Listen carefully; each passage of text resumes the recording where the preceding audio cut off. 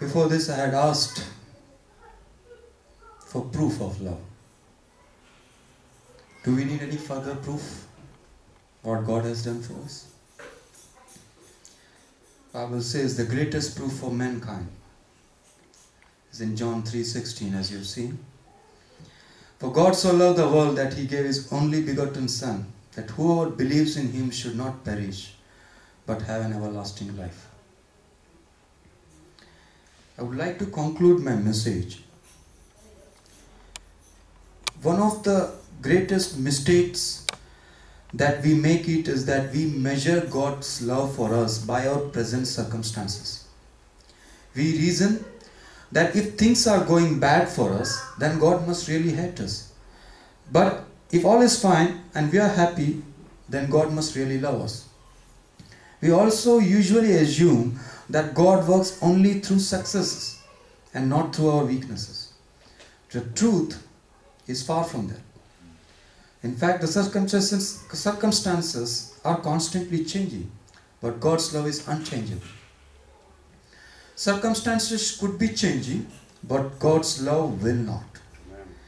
His love for you does not ride along with the waves of your feelings or circumstances.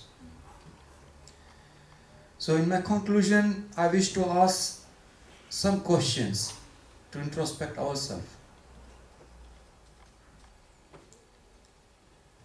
Do we maintain an attitude of thanksgiving and reliance on God? We need to constantly recognize that every good thing in our lives is a result of God's mercy and grace, and not our own hard work, intellect, or skill.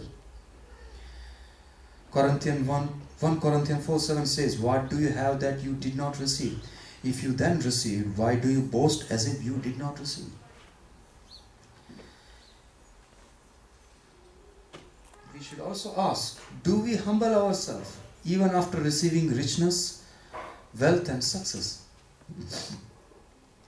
1 Peter 5:6-7 says, "Humble yourself therefore under the almighty hand of God, so that time he may exalt you. At the proper time he may exalt you, because he cares for you." And finally, the question with which I started today's message. Do we realize the extent of God's love? I guess we need to realize it more often, to appreciate what we have got, what God has given us, instead of assuming God is missing.